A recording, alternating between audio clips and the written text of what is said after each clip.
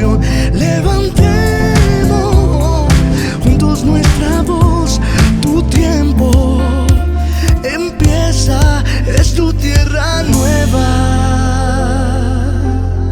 tierra nueva.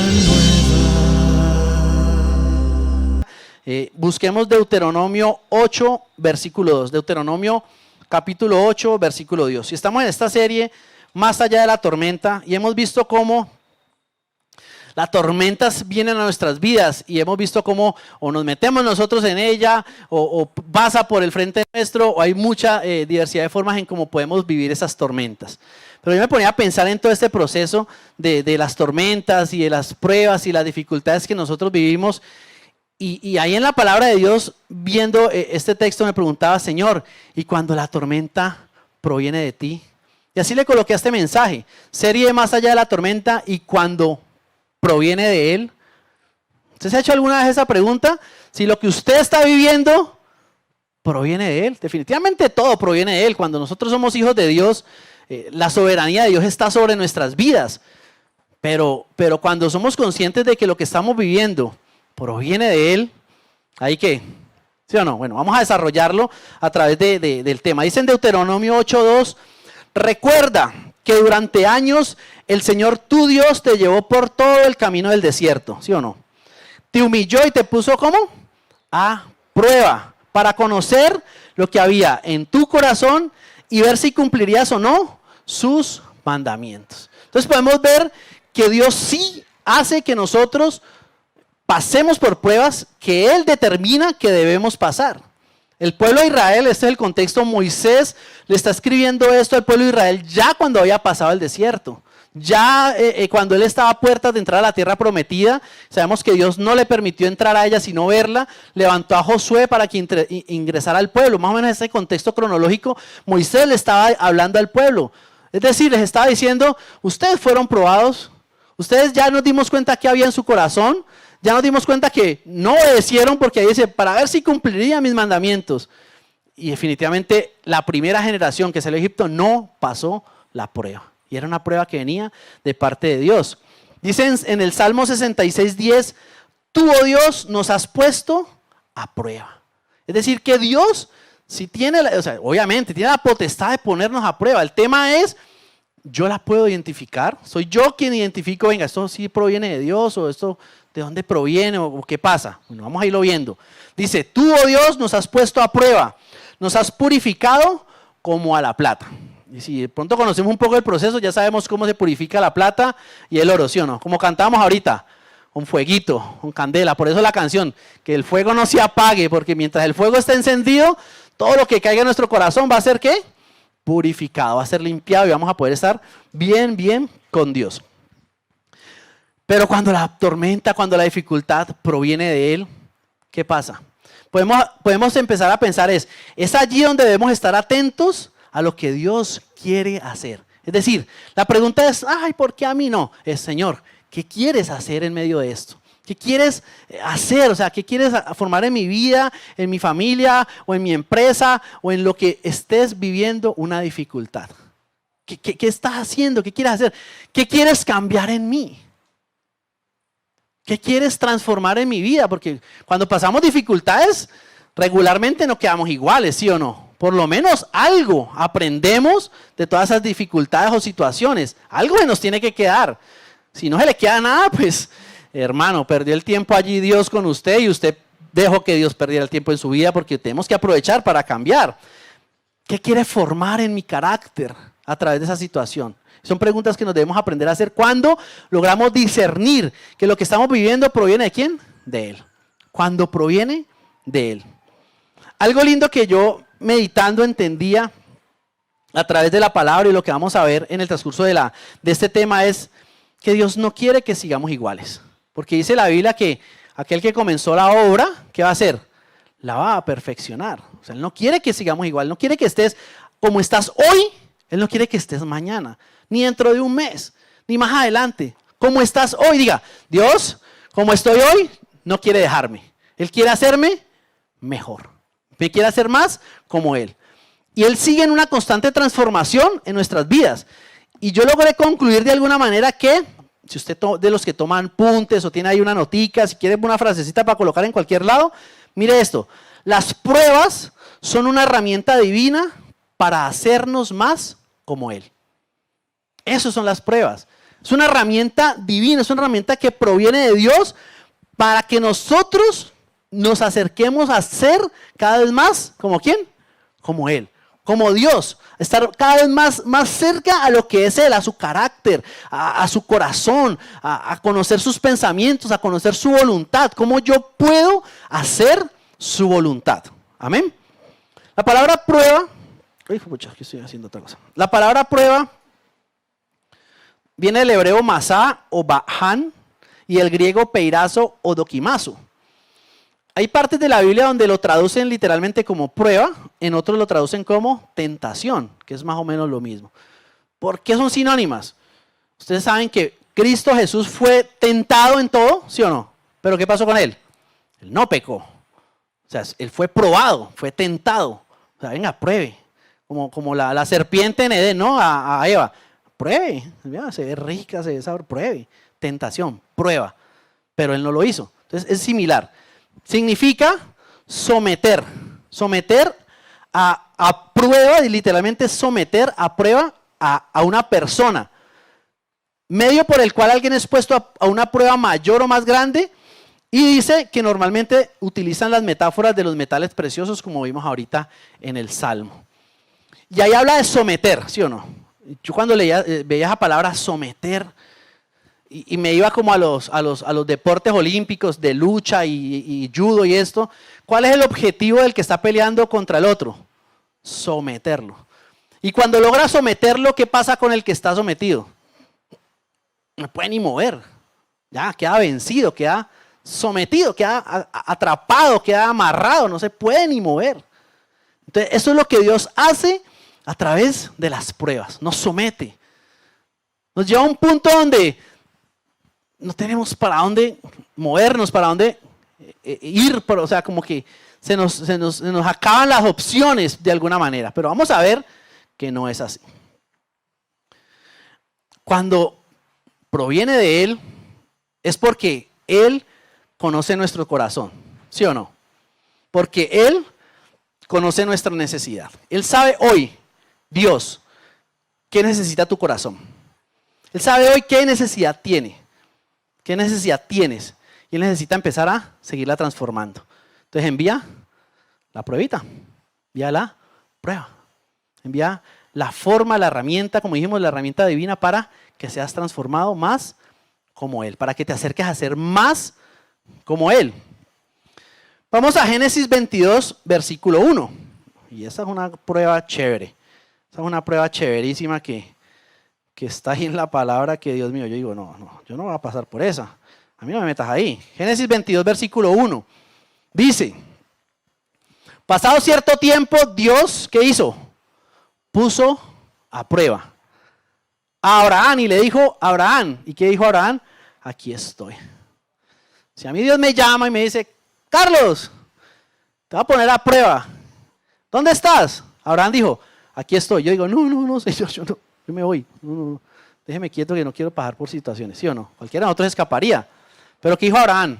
Heme aquí, respondió. ¿Qué le ordenó Dios? Toma a tu hijo, el único que tienes, al que tanto amas, y ve a la región de Moriah, y una vez allí ofrécelo como holocausto en el monte que yo te indicaré. Wow. Como Dios conoce nuestro corazón, como Dios conoce nuestro carácter, y conforme a lo que Él conoce de nuestro carácter y conoce de nuestro corazón, nos forma, seguramente Dios entendió que el corazón de Abraham se estaba yendo hacia donde Dios no lo había llamado. Él ahí ya se llamaba Abraham, pero anteriormente, ¿cómo se llamaba? Abraham, sin la H, ¿no? Abraham, así seco. ¿Qué significa Abraham? Padre enaltecido, padre orgulloso. O sea, Abraham era una persona que por su naturaleza era un hombre, ¿qué? Orgulloso. Y Dios le dijo, te va a dar esta promesa, vas a ir a las naciones y te va a dar un hijo. Y vemos la batalla de fe de Abraham y se convirtió en un hombre de fe porque teniendo 100 años y su esposa 90 años, pudieron concebir conforme a la promesa y la palabra de Dios. Pero apenas llegó ese chino, como que volvió el Abraham, volvió un poco el orgullo a su corazón. Es lo que entiendo Dios vio, ya lo vamos a ver más a fondo en la palabra. Y él empezó a mirar a su hijo. Mira allí en la palabra, dice claramente, en el versículo 2, ¿qué dice? A tu hijo al que, ¿qué? Al que amas tanto. Dice, al que tanto amas. Ahí está la clave. Al que tanto amas. ¿Y está mal amar a nuestros hijos? No, los amamos con todo nuestro corazón. Pero cuando se vuelve algo que ya nos aparta un poco del propósito de Dios, entonces ahí ya los que estamos fallando somos nosotros. Estamos dándole un lugar a algo diferente a Dios. Y eso se llama idolatría, ¿no? Y Dios empezó a ver eso y dijo, no, yo no quiero que eso le pase al corazón de Abraham. Identificó la necesidad del corazón de Abraham, identificó la necesidad de su carácter. ¿Y qué hizo? Lo llamó. Venga, papito, está muy orgullosito. A ese muchacho que yo le di, al favor y me lo entrega. Vaya, mátelo allá y vaya a tal parte y mátelo, entrégamelo en sacrificio. No es que lo ama tanto, entonces si usted lo ama tanto, pues yo creo que usted a mí también me ama y me puede entregar lo que más ama y lo que más le cuesta y lo que más le duele. ¿Qué dijo Abraham? ¿Qué dijo Abraham? Versículo 3. Abraham se levantó de madrugada, ensilló su asno, también cortó leña para el holocausto y junto con dos de sus criados y su hijo Isaac se encaminó hacia el lugar que Dios le había indicado. Obedeció, ¿sí o no? Obedeció a lo que Dios quería. Pero mira lo que dice más adelantico, dice en el versículo 4, al tercer día. Entonces yo me pongo a pensar, 3 días. O sea, 3 días se demoró Abraham mientras Dios le dio la instrucción e iba a ejecutarla. Estaba a esa distancia. Dice Hebreos 11:17. Hebreos 11:17 dice, por la fe Abraham, que había recibido las promesas, fue puesto a prueba. Y ahí lo reafirma en la palabra del Nuevo Testamento. Y ofreció a Isaac. Pero mira que aquí dice, y lo ofreció. Finalmente dice, como si lo hubiera hecho, dice, su hijo único.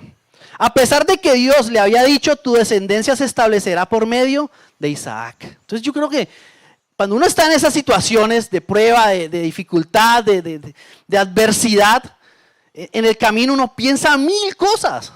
¿Qué hago? Entonces Abraham obedeció, tuvo 3 días para saber qué hacía. Él se pudo haber devuelto, dijo no, o pudo coger uno de los criados. No, señora Isaac, no, venga, le cojo uno de estos criados, venga, le mato a este.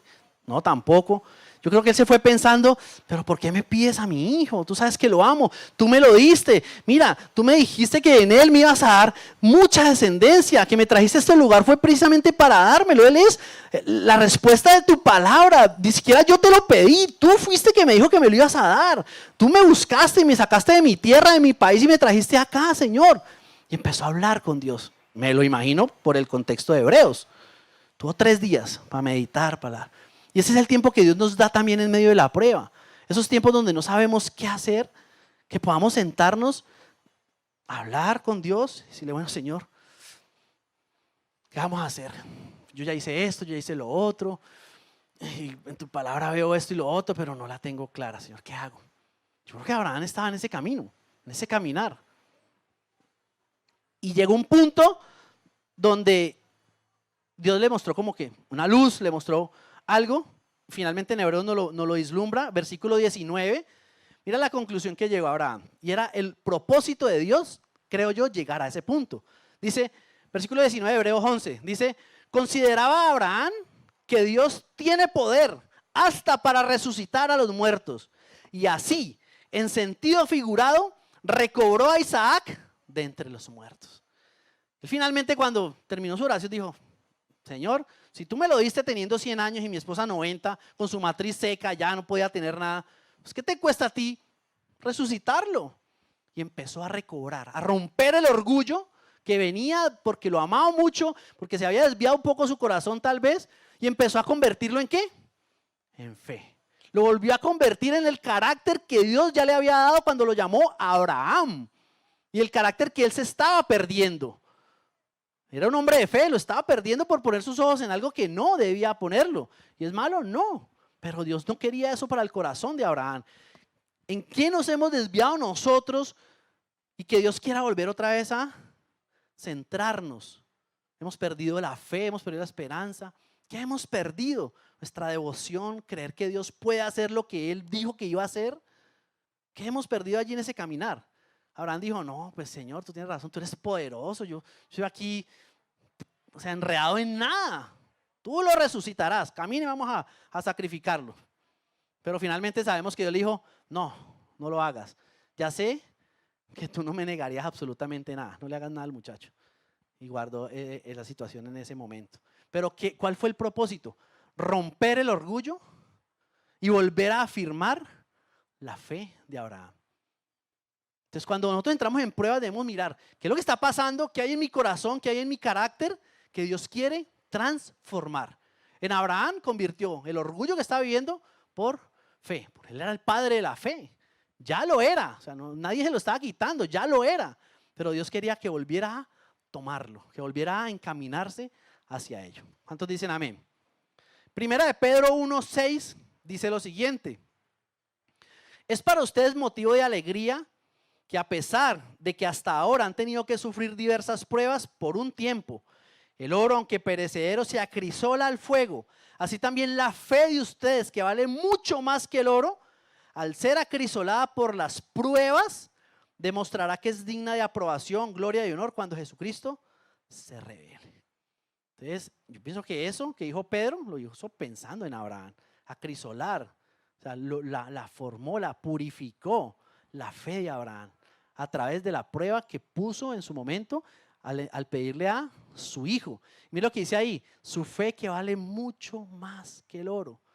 Es muchísimo más valioso lo que Dios nos ha dado y ha puesto en nuestro corazón que cualquier otra cosa que este mundo les quiera decir, que cualquier otra cosa que su carne les quiera decir, que el enemigo les quiera decir.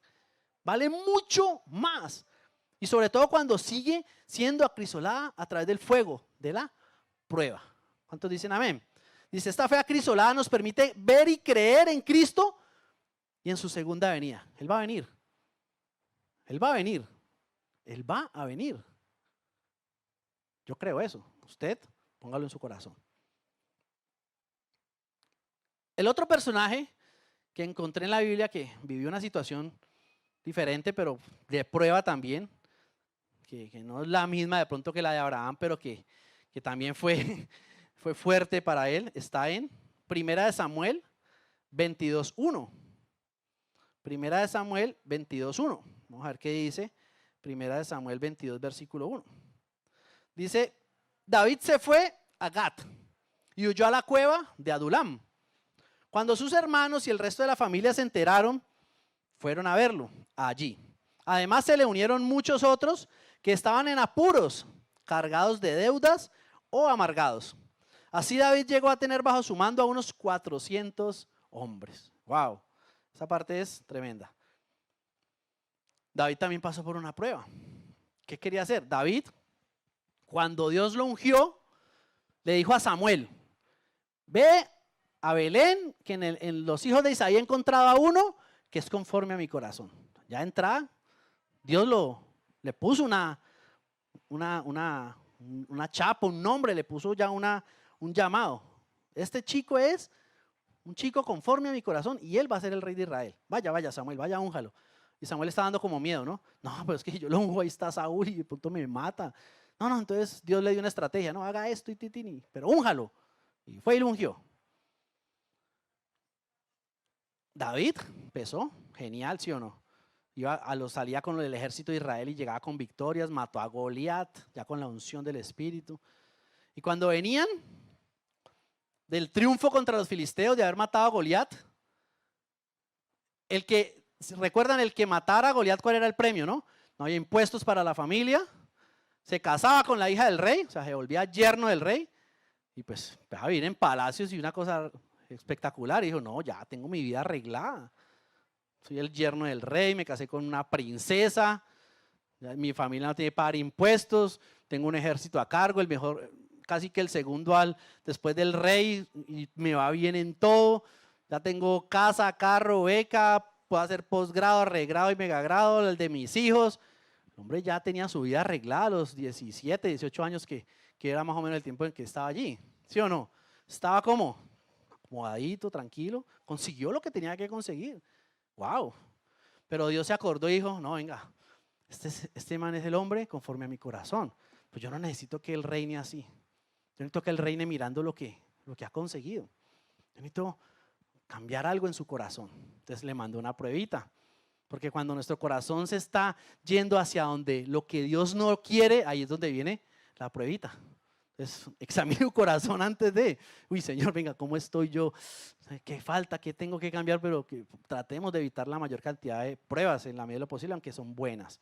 Dice que David empezó a huir como leíamos y le tocó escaparse. ¿Por qué? Cuando venían de ganar sus batallas, las chicas que recibían al ejército con panderetas y danzas y cantaban y dándole después como celebrando que habían ganado. Entonces, sí, bravo, a ti, el ejército ganó. Saúl mató a sus miles. Saúl mató a sus miles. Y Saúl, yo maté miles y me cantan. Pero luego escuchó, pero David a sus 10,000, David a sus 10,000. Y a Saúl, ¿cómo? O sea, vení, yo soy el rey. A mí me dan 1,000 y porque a este le dan 10,000. ¿Cómo así? Y empezó su envidia y todo el proceso pues, de persecución. Y allí, en ese momento, Dios empezó a desacomodar a David. David estaba acomodado, pues, yerno del rey, casado con la princesa, un buen sueldo, le iba bien en todo porque ya estaba ungido, Dios lo estaba bendiciendo. Perfecto. El hijo del rey se volvió su mejor amigo, le dio la capa, le dio todo, hizo un pacto con él. El hijo del rey es mi panita. No, ¿qué más le puedo pedir a la vida? No pudiera creer eso, ¿no? Estoy bien. Pero Dios no quería eso para el corazón de David, porque no era lo que él necesitaba para pastorear a su pueblo. Y le quitó la comodidad. Le levantó a su suegro, que en 2 veces que le estaba tocando el arpa intentó matarlo con una lanza. Le tocó empezar a escapar. Le mandó unos sicarios cuando estaba acostado en su casa con su princesa, la hija del rey. Y al rey no le importó que era su hija. Mandó allá a los sicarios y la hija le ayudó a escapar. Y le tocó empezar a huir. Y después de estar en una casa de rey, de príncipe, ir a meterse en una cueva, porque ni baño tenía esa cueva.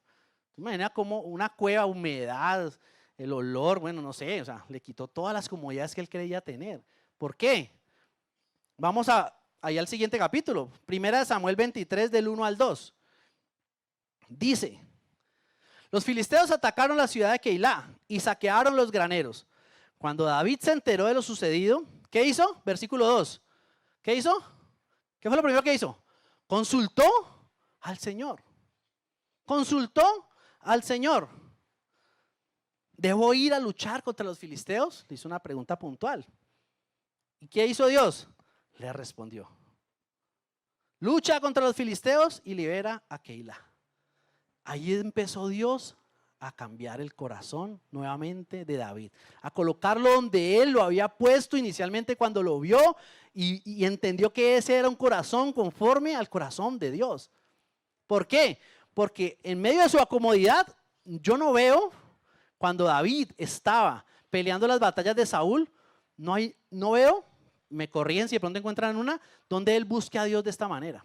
No lo había, él salía y entraba, pero no buscaba al Señor. Pero cuando estuvo en esa prueba de persecución, de que lo estaban queriendo matar, ¿qué fue lo primero que hizo? Buscó a Dios. Eso era lo que Dios quería, que dejara su comodidad y empezara nuevamente a buscarlo a Él. Como cuando cuidaba las ovejas. Es que el Señor me daba la capacidad, dijo cuando fue a pelear con el filisteo, para matar osos, leones, y el que venía por una oveja, yo me lo llevaba. Había perdido eso. Dios quería que lo recuperara. Entonces, ¿qué parte de nosotros de pronto se aleja un poco de Dios en medio de esta situación? Y Dios quiere que la volvamos a poner. ¿Cómo está nuestro devocional diario? ¿Cómo está nuestra devoción día a día? ¿Cómo está nuestra búsqueda de la palabra de Dios? ¿Estamos colocando los ojos en lo que tenemos, lo que vemos a nuestro alrededor? ¿O realmente sacamos un espacio para colocarlo en Él? Dios trae la pruebita y te acomoda. Y lo primero que tienes que hacer es buscarlo a Él. David, Dios le rompió la comodidad y lo llevó a depender de Él. ¿Cómo? Mire más adelantico, versículo 4. ¿Qué dice el versículo 4? De ahí de 2 Samuel 23. ¿Cómo empieza? Dice, David volvió ¿a qué? A consultar a Dios. 2 veces en un pedacito. Estamos hablando de la misma escena. Él no se había movido donde estaba orando. Estaba ahí todavía. ¿Qué hizo? Volvió a consultar a Dios. Volvió a consultar al Señor. Versículo 9, más adelantico. Versículo 9, ¿qué dice el versículo 9? David se enteró de que Saúl tramaba su destrucción, por tanto, le ordenó a Abiatar que le llevara el efod. Y luego David oró: Señor, Dios de Israel, yo soy tu siervo, que por culpa de Saúl se propone venir aquí a destruirla. ¿Me entregarán los habitantes? ¿Qué hizo otra vez? Le volvió a preguntar a Dios. Y está ahí en el mismo pedazo. Versículo 12, más abajito. ¿Qué dice? ¿Cómo empieza? Versículo 12. David volvió a preguntarle. ¿A quién? A Dios. Lo llevó inmediatamente a buscar, a depender, a que su corazón dependiera de Dios. Es lo que Dios quiere, lo que Dios ama, lo que Dios anhela de cada uno de nosotros. Que un pedacito de nuestro día se lo podamos dedicar a Él. Y no estar con nuestra agenda que la tenemos. O sea, la agenda de nosotros está full. Usted cuando organiza su agenda, le pone al principio orar, estudiar la palabra. Muy pocos lo hacen. Lo hacemos. Uno pone, no, ir al mercado y hacer esto, la empresa, llevar a mi hija y a mi hijo al deporte, a esto, a lo otro, la clase de música, mi esposa para el spa, para donde se arregla las uñas, y yo voy para jugar fútbol en la sintética y tin. Y tenemos horarios para todo eso. Ya sabemos a qué hora jugamos fútbol, los jueves con el parche de la iglesia, los domingos con otro parche, lo que sea. No te estoy mirando a ti. Un amigo que lo hace. ¿Y dónde está? ¿Dónde está devocional? ¿Lo hacemos? Sí, muchas veces lo hacemos, pero ¿lo agendamos? Agéndelo. Póngale en su recordatorio el celular. Ahorita las herramientas tecnológicas y la memoria últimamente me está fallando. Yo tengo aquí un recordatorio y me dice: pilas, haz esto, pilas, haz lo otro, llama tal, haz esto, tienes una cita tal. Me lo recuerda. La Biblia también. Tiene que leer la Biblia. Yo ya pongo aquí para que me recuerde. Todos los días. Lea la Biblia, hermano. Ya la tenemos en el bolsillo. La tenemos en el bolsillo. No necesitamos andar. A mí me tocó la época, tenía que andar con la Biblia grandota aquí bajo el brazo. La celular no había nada. Al principio me daba una pena. Me montaba al bus de la empresa con esa Biblia acá y todo el mundo me miraba y yo sacaba pecho y no me importa, es mi palabra.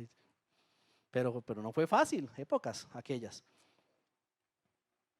Preguntarle a Dios, volver a depender nuevamente de Dios. ¿Qué hizo Dios?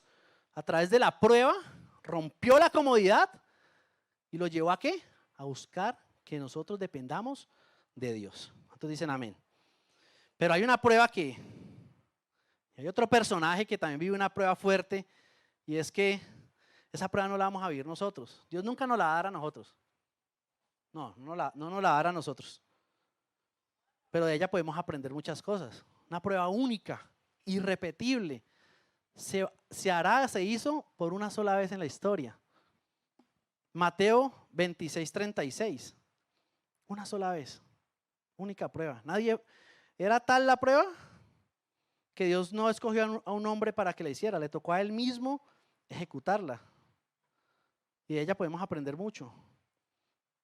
En el texto añadido a la Biblia dice Jesús en Getsemaní, en el título, perdón. Luego fue Jesús con sus discípulos a un lugar llamado Getsemaní y les dijo: siéntense aquí mientras voy allá a orar. Se llevó a Pedro y a los dos hijos de Zebedeo, Juan y Jacobo, y comenzó a sentirse triste y angustiado. La prueba de la cruz. Dios ya lo estaba preparando.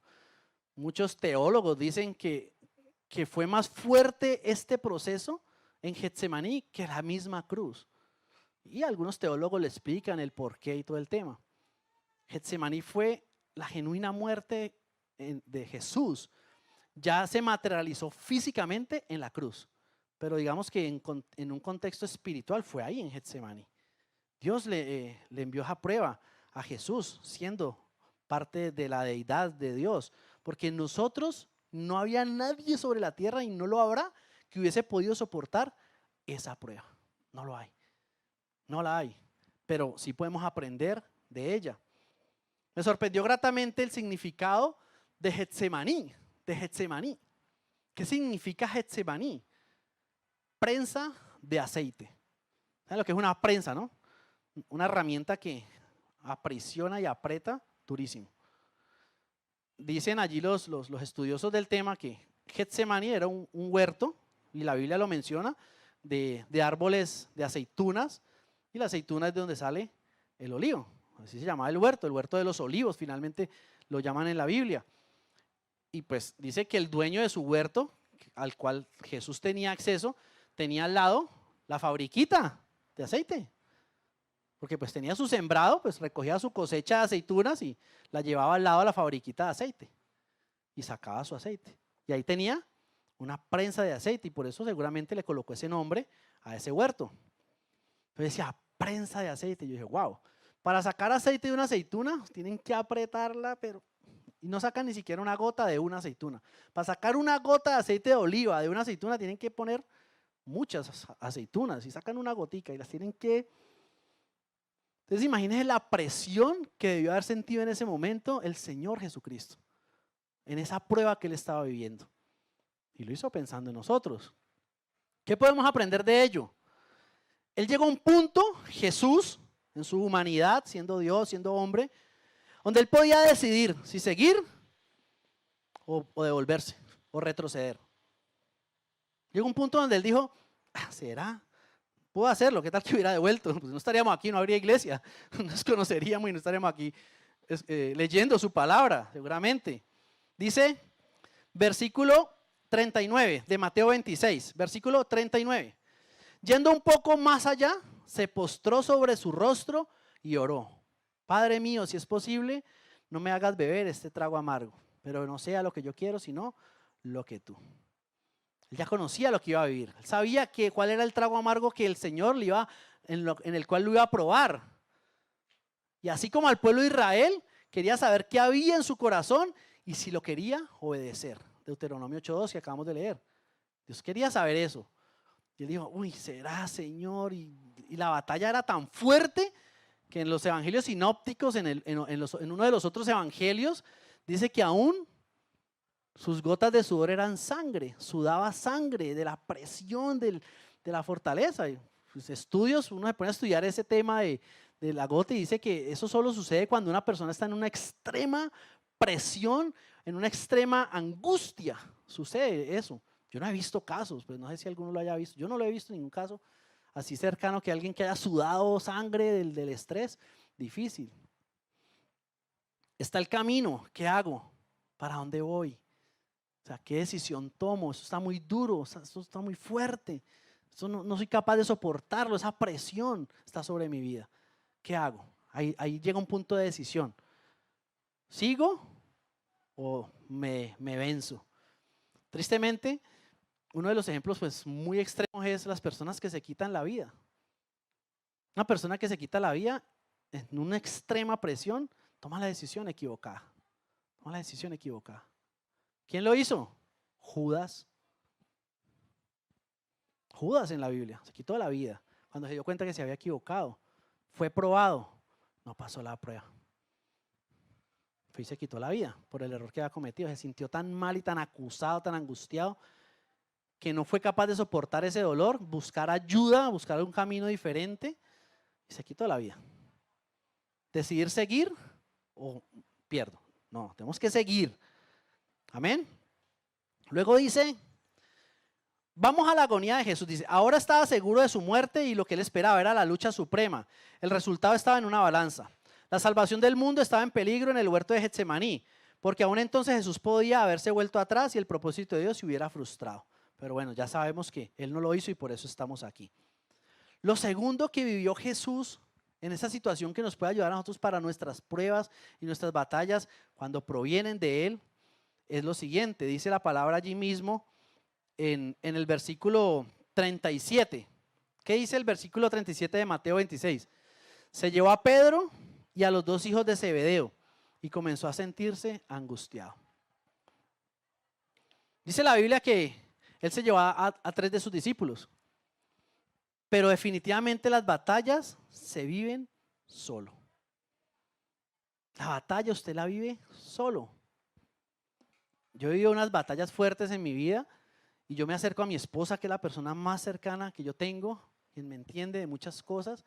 Yo me siento con ella, amor, mira, estoy viviendo esto, tengo esto en la cabeza, estoy angustiado, me preocupa tal cosa, y le explico, y ella no me entiende. No logra comprender. ¿Por qué? Porque no lo está viviendo. Y hemos tenido, y eso genera a veces hasta conflictos matrimoniales. Ah, es que vos no me entendés, no sabes por lo que estoy pasando. No pelee con su esposa por eso, porque cuando está siendo probado, la batalla la tienes que vivir a solas. A solas. Pero ¿cuál es la ventaja de estar rodeado? Jesús no se fue solo físicamente.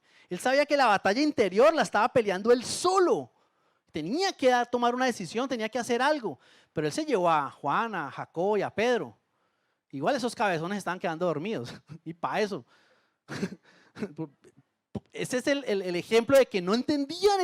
Ellos no entendieron ni tuvieron el discernimiento para entender lo que estaba pasando espiritualmente en ese momento. De que Jesús estaba siendo crucificado en ese momento. En su espíritu, en su agonía. No lo entendieron. Que estaban quedando dormidos. ¿Y qué hizo Jesús? Peleó con ellos. Ah, estos cabezones no sirven para nada. ¿Para qué 3 años perdidos con ustedes? Peor que los fariseos. No, no les dijo nada. ¿Qué les dijo? Velad y orad porque la carne es débil. Fue y volvió a orar. O sea, la sabiduría del Señor. Entonces yo en esas ocasiones entendí que no me tenía que poner a pelear con mi esposa, sino que le decía, amor, no espero que lo entiendas. Apóyame en oración. Guárdame en oración. Ya sabes que estoy en esta batalla, guárdame para que cuando vaya a enfrentar la situación, ya sea en la empresa, ya sea en un tema de negocios, ya sea en un tema de relaciones con personas, ya sea en un tema judicial, en lo que tengas que enfrentar, un tema de salud, tengas quien te apoye. La iglesia tiene una plataforma Redil donde hay un link para peticiones de oración. No le dé pena pedir ayuda. Sí, la batalla es sola y no espere que nadie se la entienda. Pero sí podemos apoyarte en oración. ¿Cuántos dicen amén? ¿Cuántos saben que hay un ejército aquí en esta iglesia y hay un equipo de oración bacanísimo de intercesores, intercesoras que están viendo esas oraciones y están clamando por ellas? No le dé pena. Gracias a Dios nuestra iglesia es muy prudente y es muy respetuosa de esa información. Esa información no la ve absolutamente nadie sino quien tiene que verla. Punto. Eso no se publica, eso se guarda, se reserva con mucho recelo porque se entiende de la situación. Por eso fue que Jesús se llevó solo a 3. Él no hizo eso con todos los discípulos. Reserva también, prudencia. Porque tal vez no, si estos 3 que eran los más fuertes se quedan dormidos, imagínate los otros. Pues. Los otros dicen, no, este man aquí nos tiene trasnochando, qué pereza, llegamos para la casa. Entonces apoyémonos, busquemos apoyo, aprovechemos esas herramientas que aún la iglesia nos da. Si tienes familiares que conocen del Señor, mira, ora por eso que estamos viviendo esta situación. Las personas con las que tú crees que puedes confiar y pueden apoyarte de una buena forma. Amén. Pero las batallas se viven solo. Tienes que entender que es solo tú y Dios. Tú y buscar la dirección de Dios. Tú y buscar la dirección de Dios. Y lo tercero que hizo Jesús, que me parece lo más lindo, lo más especial de ese momento, y es que allí en el versículo, ya te digo, en el versículo 39, de ahí de Mateo 26, dice, yendo un poco más allá, se postró sobre su rostro y oró. Bueno, lo primero es la actitud de oración. Pero mire cómo empezó la oración. Padre mío. En uno de los evangelios sinópticos dice, Abba, Padre. Wow. Le explico. Los judíos de la época de Jesús no pronunciaban el nombre del Señor. Y menos lo llamaban Padre. Y menos Abba, que es una expresión muy de confianza, de mucho cariño. Abba es la expresión con la que los niños se dirigían a sus papás. Papá, papito. Los judíos no permitían eso. El nombre de Dios son las 4 consonantes, el tetragramatrón, como saben, JHWH. Y lo escribieron así porque el nombre de Dios era impronunciable. Con el tiempo le colocaron algunas vocales para que pudiéramos pronunciar, pero lo enfocaron hacia Adonai, que significa Señor, como lo llamamos hoy. Pero el nombre de Dios, y menos acercarse a Dios que como papá, con esa confiancita, no sea confianzudo con Dios, creían los judíos. Aún hoy los judíos ortodoxos lo creen. Y veían a un Dios por allá. Y Dios rompió con eso. Dios rompió con ese distanciamiento que había. Y Él dijo, es que es Dios, es mi Padre y yo me puedo acercar a Él en total y plena confianza. En plena confianza. En las situaciones más complejas, más difíciles, donde con más confianza debemos aprender a acercarnos al Padre. no verlo como un Dios por allá sentado en un trono, mirando como si estuviera en el palco de un estadio, mirando un juego de algún deporte y viendo cómo se mueven las. No, Dios está ahí, sentado al lado tuyo. Él es cercano. Eso lo hizo Jesús, rompió el esquema. Muchas veces y en un tiempo de mi vida espiritual sucedía. Fue justo antes de casarme, yo 17 años de casado con mi esposa, pues nuestro matrimonio fue una prueba de fe porque literalmente no teníamos nada, nada era nada, ni para la torta ni para nada, pero dijimos, vamos a casarnos. Y yo allí conocí a Dios como mi padre. Mi papá biológico murió cuando yo tenía 8 años. Yo me crié sin un papá, sin esa figura. Entonces yo la figura de padre la veía lejana. Y de esa misma manera veía a Dios. De esa misma manera veía a Dios. Pero cuando yo estaba en esa situación, pues no era una situación de angustia, pero sí era una situación que para mí era apremiante. Señor, me voy a casar y no tengo nada. Llegó un punto donde simplemente orando, me arrodillé y empecé a decirle así, papito lindo, papá. Nunca le decía así, le decía padre. Mi oración era así, padre, y lo veía por allá. Señor, Dios. Y, mi oración era una oración distante. En ese momento hubo algo que me llevó a que lo pudiera ver de cerca. Y fue la primera vez que de manera personal pude sentir a Dios como mi papá. Como mi papá. Y ahí me paré, ¿no? O sea, se fueron las dudas, se fue la falta de fe. O sea, yo ahí me paré y dije, llamé a mi esposa, quien era mi novia. Listo, Dios responde. Y Dios respondió, que fue lo más lindo. Dios permitió que nos casáramos de una manera especial y con toda la provisión del caso en esa situación. Pero que logré acercarme con la dirección de Dios con confianza. No veas a un Dios lejano. Y más cuando estás pasando una situación, cuando tienes una situación difícil, adversa, no lo veas por allá. Como el bombero que viene y soluciona tus cosas, luego coge su carro y se vuelve para su estación. Y no vuelve a dejar ese bombero nunca más en la vida. No, Dios está allí siempre.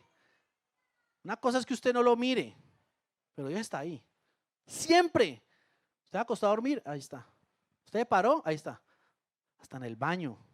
Ay, me va a dar pena de Dios. No, Él está en todas partes. En todo lado donde tú vayas, Él está ahí. Somos nosotros los que debemos hacer que esa presencia de Dios sea consciente en mi día a día, todo el tiempo. Primera de Corintios 10:13, ¿qué dice? Voy a leerla de la versión Dios habla hoy. Me gusta como dice. Primera de Corintios 10:13. Ay, se me fue por otro lado. Espera que me fue el dedo para donde no era. Aquí está. Listo.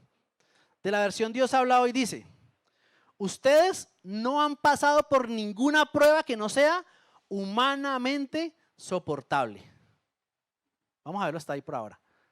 Humanamente, eso está diciendo Dios a la gente. Usted dice, no, pero Carlos, vos estás hablando allá de pruebas, pero vos no sabes lo que yo estoy pasando acá. Vos no tenés ni idea. Eso es durísimo, hermano. Vos no me vas a entender. Yo digo, sí, yo no te voy a entender, porque la palabra dice que yo no lo voy a entender. Y es verdad, es tu lucha y lo estás viviendo tú solo. Pero a mí la palabra me dice, yo no te lo estoy diciendo. La palabra te está diciendo que eso que tú me dices que es terrible, que es una prensa, que es tenaz, dice que lo puedes soportar. Porque Dios no envía una prueba que tú humanamente no lo puedas soportar. Y pueden ustedes confiar en Dios de que no los dejará sufrir pruebas más duras de lo que pueden soportar.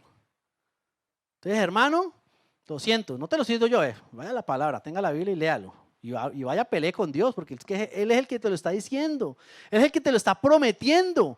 Yo debo creer a lo que Dios me dice. Estoy pasando una prueba tenaz, puedes salir de ella. Estoy pasando esta situación terrible, puedes salir de ella, la puedes soportar.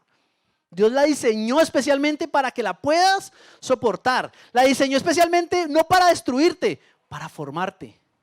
¿Cuántos dicen amén? Para cambiar lo que hay en tu corazón y puedas entender que tienes que obedecerlo, como el pueblo de Israel en el desierto. Y luego dice, o sea, y Dios es muy alcahueta. Yo a veces me sale mi carácter colérico y yo, Señor, vos muy alcahueta, ¿no? ¿Por qué eso es así? ¿Por qué eso es tan bueno? Y no solamente nos dice que la podemos soportar. ¿Qué dice ahí más adelante? Por el contrario, cuando llegue la prueba, Dios les dará también la manera de salir de ella. Wow. ¿Ah? No solamente te dice que la puedes soportar, sino que también, si lo buscas, evidentemente, te va a decir por dónde salir, cómo salir, de qué manera salir, por qué puerta tomar. Estás aquí, Señor, ¿qué hago? No sé qué hacer con esta situación. Mi matrimonio, mi empresa, mi esposa, mis hijos, no hay que quedar con estos chinos, estas chinas que no hacen caso. ¿Qué hago, Señor? Ahí está. Usted puede soportarlo, pero venga, búsqueme y yo le digo por dónde se tiene que meter. ¿Cuántos dicen amén?